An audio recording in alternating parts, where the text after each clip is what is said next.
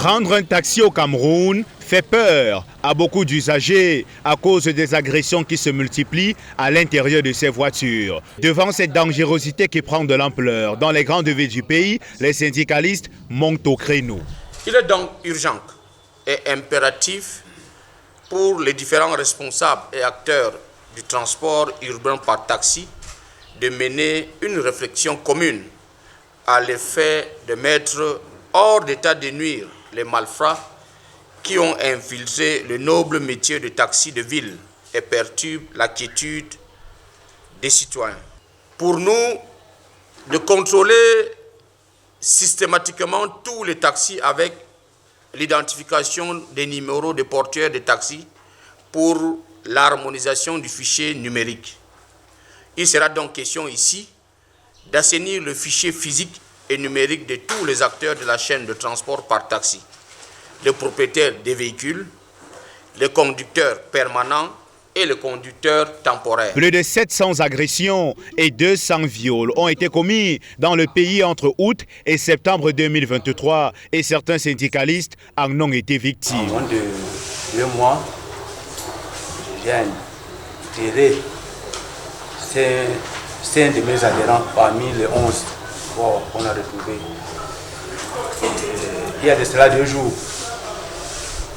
au niveau de Lobo, mon dernier membre a été enterré sur place parce qu'on a recherché le corps pendant 3 jours, on n'a pas retrouvé le corps. En cherchant le corps de notre membre, grande a été notre surprise qu'on a retrouvé un corps déjà pourri, étant ligoté. Ces syndicalistes dénoncent également le travail fait par les forces de maintien de l'ordre qui sont souvent absentes des postes de contrôle ou ne vérifient pas assez les véhicules où les Camerounais se font agresser. Sur le terrain, le mauvais état de la route freine beaucoup les activités des transporteurs qui disent être dépassés par les événements. 1. Nos routes datent de très longtemps. 2. Vous savez que même si ça ne datait pas de longtemps, la charge ne devrait pas supporter le poids de la marchandise transportée. Deuxièmement, s'il ne déporte pas ses conteneurs sur un camion, il transporte 2 20 pieds, c'est-à-dire 27 tonnes fois 2. Donc 2 20 pieds couplés sur un camion, ce qui font 54 tonnes. Pourtant, la réglementation en vigueur